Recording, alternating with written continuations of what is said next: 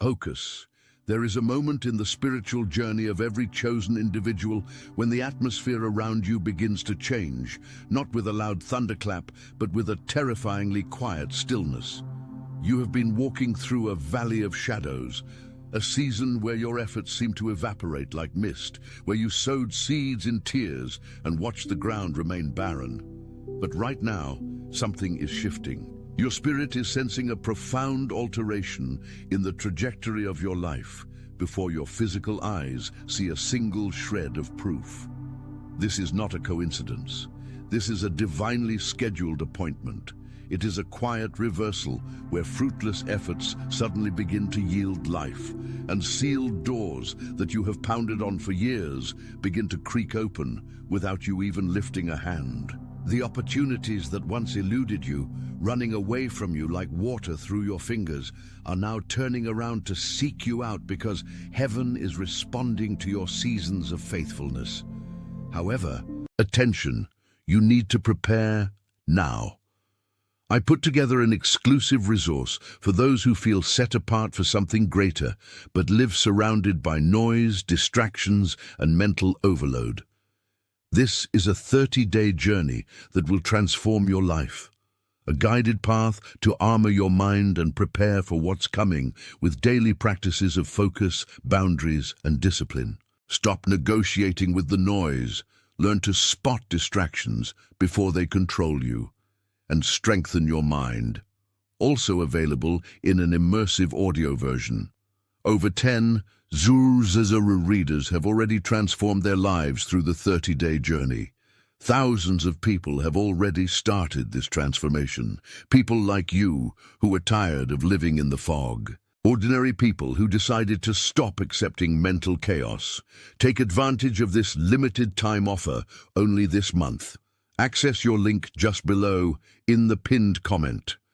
And this is the critical warning that most people miss. This divine provision does not start with a public celebration.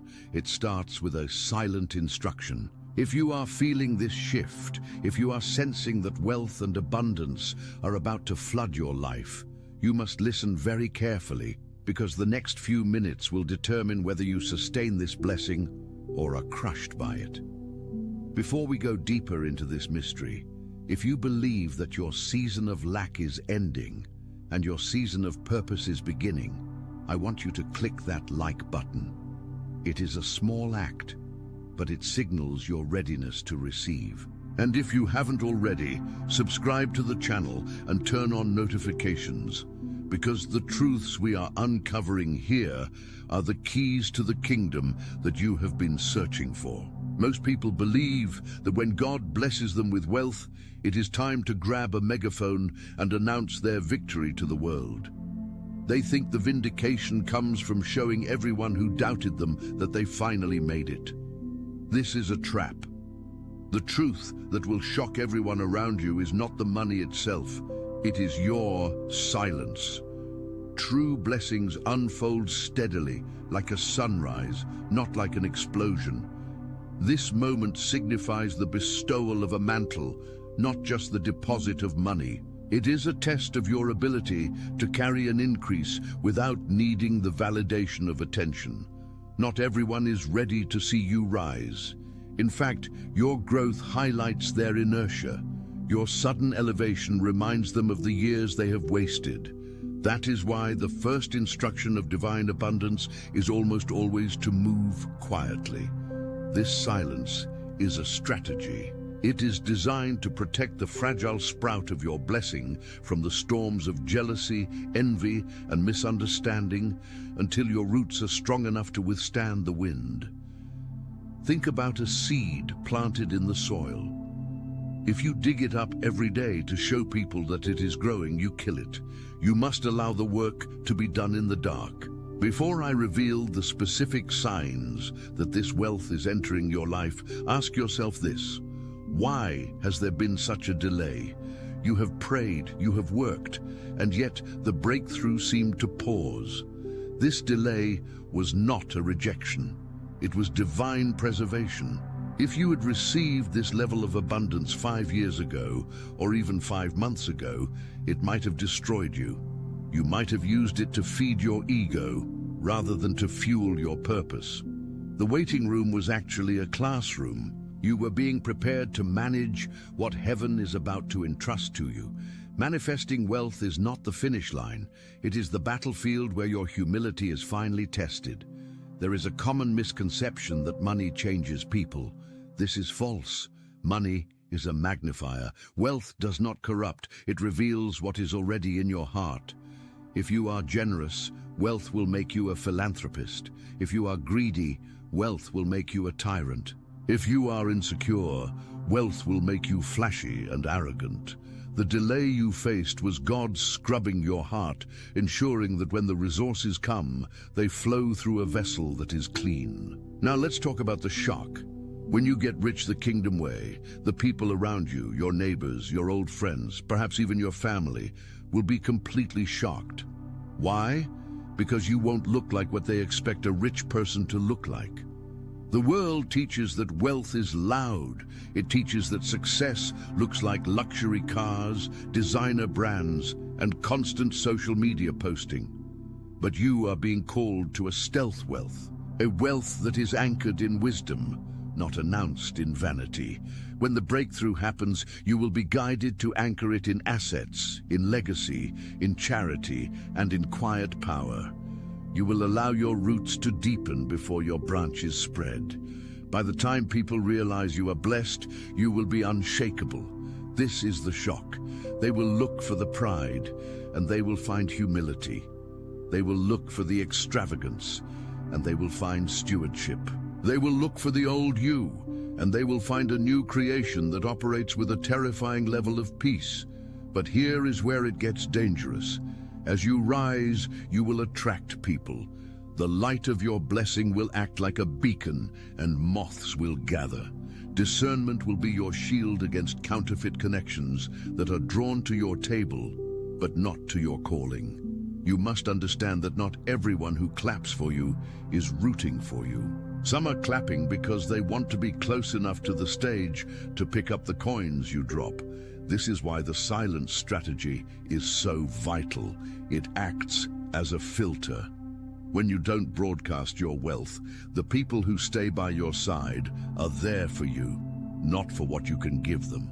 The moment you flash your success, you invite a spirit of transaction into your relationships. Suddenly, conversations become pitches, friendships become negotiations. You must protect the sanctity of your inner circle. Jesus himself often withdrew from the crowds. He knew that the multitude wanted the miracles, not the message. When you are entrusted with resources, you must discern who is there for the loaves and fishes and who is there for the cross. I want you to pause for a moment and type, "I am ready for the responsibility," in the comments. This is not just a phrase. It is a contract you are signing with your own future. Acknowledging the responsibility is the first step to receiving the authority. Let's go deeper into the psychology of this shift. When you begin to succeed, you will face a very specific emotional challenge: the survivor's guilt. You may look around at people you grew up with, people who had the same start as you, who are still stuck in cycles of poverty and struggle. You will ask, why me? Why was I chosen? This guilt can cause you to self-sabotage. It can make you give away your wealth foolishly in an attempt to level the playing field. You must understand that your poverty does not help them. Your dimming light does not help them see. The best way to help the poor is not to become one of them, but to use your resources to build ladders that they can climb if they choose to. You are breaking a generational curse. This is not just about you buying a house. This is about you changing the bloodline. You are the cycle breaker. The pressure you feel is the weight of the bridge you are building for those coming after you. Do not collapse under it. Stand tall. The next revelation is about the instruction of the manna. In the scriptures, the manna was given daily. If they tried to hoard it out of fear, it rotted. If they didn't gather enough, they went hungry. There is a rhythm to divine wealth. It requires a daily connection with the source. The moment you think, I have enough, I don't need to pray anymore, you have cut off the supply line. The money in your bank account is dead capital unless it is energized by a living relationship with the Creator. You are a manager, not an owner. This is the mindset shift that changes everything. An owner grips tight, afraid of loss.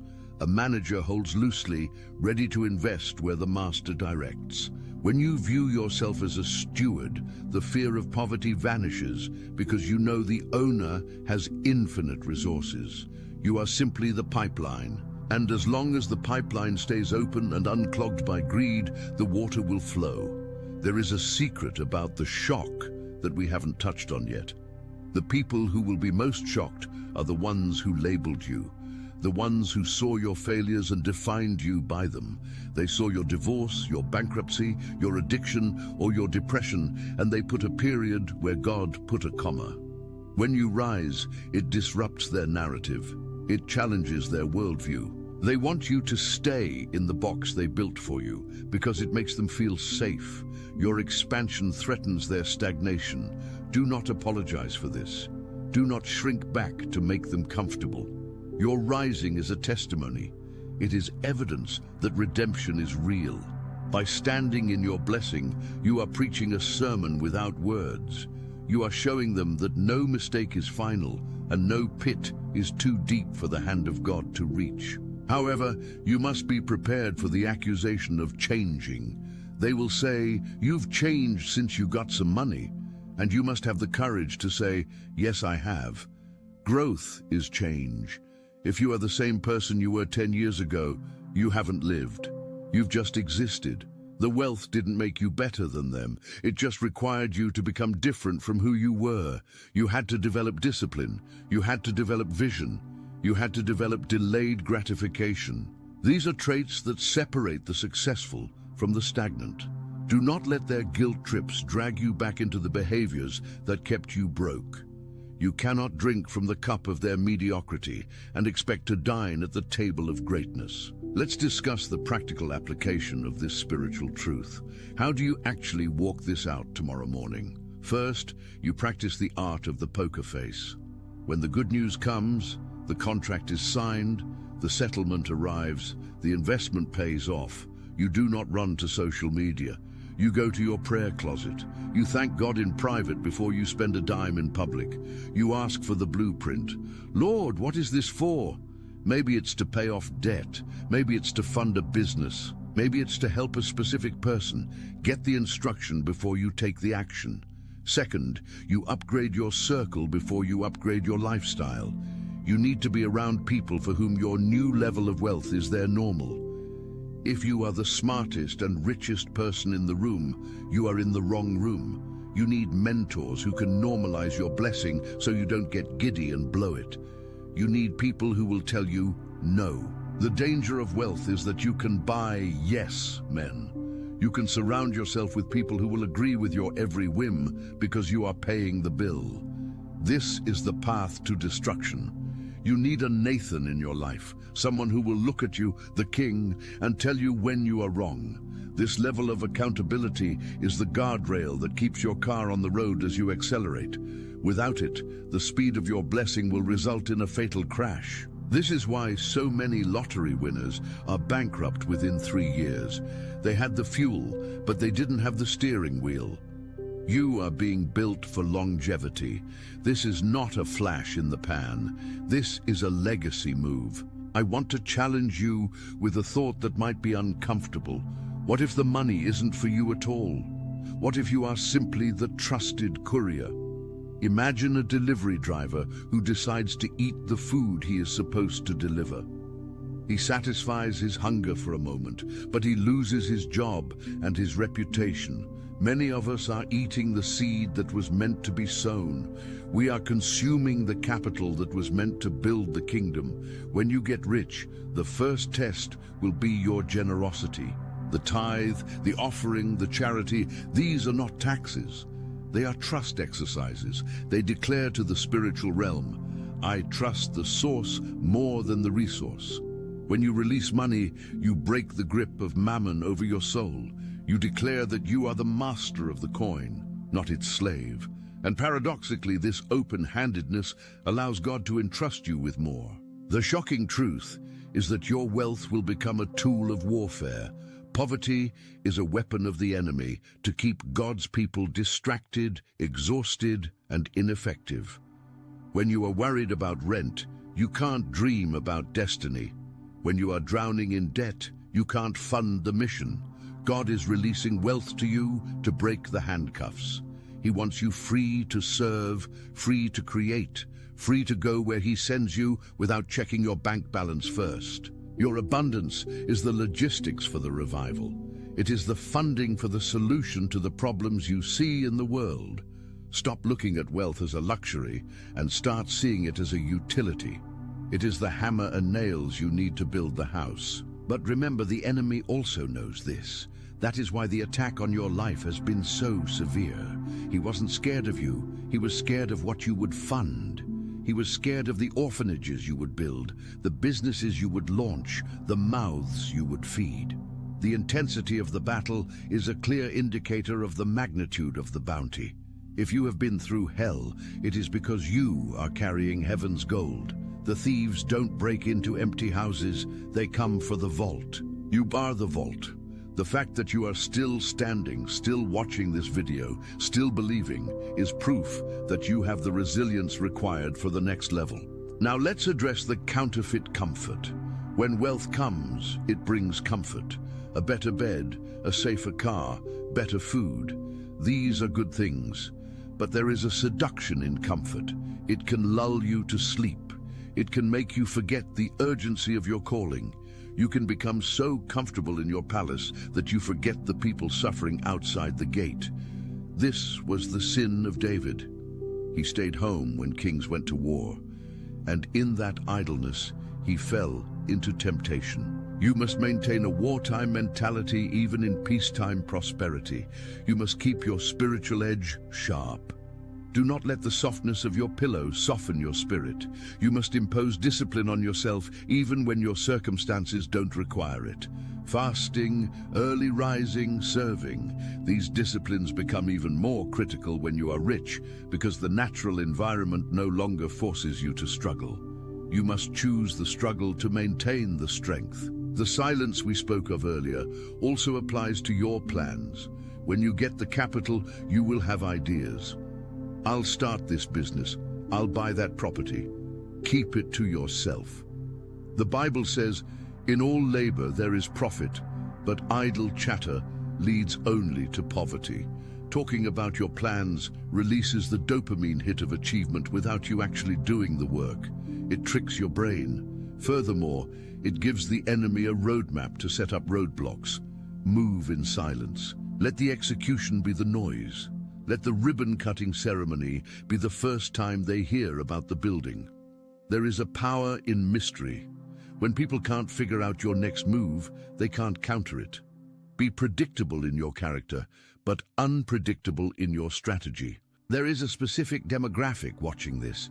You are over 35, maybe over 40 or 50. You feel like you are starting late. You look at the 20-year-old millionaires on the internet, and you feel a pang of regret. Listen to me. You are not late. You are on time. Moses started at 80. Colonel Sanders started at 65. The wealth that comes later in life is often more sustainable because it lands on a foundation of experience. You know who you are now. You know what matters. You aren't trying to impress the club. You are trying to impress God. Your late bloom is going to be the most beautiful thing in the garden because it has endured the winter. Do not despise the gray hairs or the wrinkles. They are the receipts of the wisdom you purchased with your pain. As we draw this circle tighter, I want to talk about the concept of holy inheritance. The world leaves an inheritance of money. The kingdom leaves an inheritance of patterns. If you just leave your children money, they will likely lose it. But if you leave them the pattern of how to make it, how to keep it, and how to serve with it, you have left them something eternal. Your wealth is a teaching tool for the next generation. Let them see you reading. Let them see you giving. Let them see you praying over your finances. They will do what they see, not what you say. You are the prototype. The ceiling of your life will be the floor for theirs. This is the heavy responsibility of the pioneer. You are chopping down the trees so they can walk on a paved road. It is exhausting work, but someone has to do it. And God picked you. Before I reveal the final secret of how to safeguard this incoming wealth, I have a request. If this message is resonating with your spirit, if you feel the chains breaking, share this video with just one person. Don't spam it. Just send it to that one friend or family member who you know is in the trenches with you. Be the catalyst for their breakthrough. And drop a like to help the algorithm find the other lost sheep who need this word. Here is the final secret.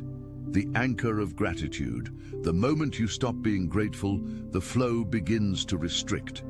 Entitlement is the enemy of abundance. When you start thinking, I deserve this, you are on thin ice. When you think, I earned this, you are cracking the foundation. The correct posture is, I have received this. It is all grace. The breath in your lungs, the firing of your synapses, the timing of the market, it is all orchestrated by a conductor who loves you. Gratitude keeps the channel wide open. It is the frequency of miracles. Every morning before you check the bank balance, check your gratitude balance. List 5 things you are thankful for that money cannot buy. This grounds you. It reminds you that the true riches are health, love, peace, and purpose. If you have money without these, you are just a rich, poor person. But if you have these, the money is just the icing on the cake. You're about to walk into a room you didn't build. You're about to drink from wells you didn't dig. This is the promise. But remember the warning. Do not forget the Lord your God when you are full. It is easy to pray when you are hungry. The test is to pray when you are fed. The shock that is coming to your enemies, to your doubters, and even to your friends, is that you will remain the same humble, kind, God-fearing person you always were, just with a lot more impact. They will wait for you to fall, and you will fly. They will wait for you to boast, and you will bless. They will wait for you to exclude them, and you will invite them to the table, not to gloat, but to feed them. This is the ultimate revenge, aggressive kindness fueled by limitless resources. So zip your lip. Go into your prayer closet. Prepare your vessels. The oil is about to flow. The drought is over. The rain is here. And when it rains, it pours. But you, my friend, you have an ark. You have been building it in the dark for years. Now, the flood that drowns the unprepared will only lift you higher. You are ready, you are chosen, you are blessed. Now go and let your life be the loudest sermon you never have to speak. As you step into this new reality, keep your eyes on the Creator, not the creation. The gift is great, but the giver is greater. Do not worship the blessing, worship the blesser. This is the safety mechanism. As long as he is on the throne of your heart, the money will stay in your hand and not climb to your head. The shift has happened. The transfer has begun. Walk in it. I want to leave you with a challenge for the next 7 days. I want you to practice aggressive silence. When something good happens, don't tell a soul. Write it down in a journal. Tell God and sit with it. Feel the power of containing that energy. Watch how it builds your internal confidence. You don't need the external validation. You have the internal confirmation. This practice will build the muscle you need for the heavy lifting ahead. You are moving from the kids' table to the war room. The conversations are different here, the stakes are higher. But the rewards are generational. The next time you see a notification on your phone or a number in your account that looks like a phone number, don't scream, just smile, look up, and whisper, I am ready. Because you are. The testing was real, the pain was real, but so is the promise, and the promise is arriving now. Subscribe to the channel if you want to keep walking this path of wisdom. We are building a community of kings and priests who know how to handle the weight of glory. Join us. Your seat is waiting. The table is spread. The Master is calling. The time is now. Consider the story of Joseph in the Bible. He had a dream, and his mistake was sharing it too early with brothers who lacked the capacity to understand it. Their jealousy threw him into a pit. But notice the progression: pit, Potiphar's house, prison, palace. In each stage, Joseph learned management. In the pit, he managed his despair. In Potiphar's house, he managed a household. In prison, he managed the other prisoners. By the time he got to the palace, managing the wealth of an entire empire was simply the next logical step. He didn't have to learn management when he got the money. He learned it when he had nothing. Look at your current struggle. You are in the management training program. If you can manage a tight budget with dignity, you can manage a surplus with integrity. If you can manage a small team with grace, you can manage a corporation with power. Nothing is wasted. The prison is the prerequisite for the palace. And when Joseph finally revealed himself to his brothers, years later, he had the power to kill them. They were terrified. They expected retribution. But Joseph had been processed. He had the wealth, but the wealth didn't have him. He wept and said, "You meant it for evil, but God meant it for good." This is the ultimate destination of your wealth: redemption. You will have the power to save the very people who tried to destroy you. You will have the resources to bail out the people who bet against you. And you will do it, not because they deserve it, but because you are a conduit of a love that transcends human logic. That is the shock. That is the mystery. That is Jesus revealed in your finances. So prepare your heart. The transfer is not coming, it is here. The paperwork is being processed in the spirit realm. The angels are being dispatched. The favor is being released. Do not fumble the ball on the 1-yard line by opening your mouth too soon. Hold the line, hold your peace, and watch God work. Remember, the kingdom of God is like a treasure hidden in a field. When a man found it, he hid it again, and then in his joy went and sold all he had and bought that field. Notice the sequence: found it, hid it, sold everything, bought the field. He didn't find it and run to the town square. He hid it. He secured the asset before he made the announcement. This is your blueprint. Secure your field, secure your anointing, secure your peace. Then, and only then, do you take possession. This is your season, not of striving, but of arriving.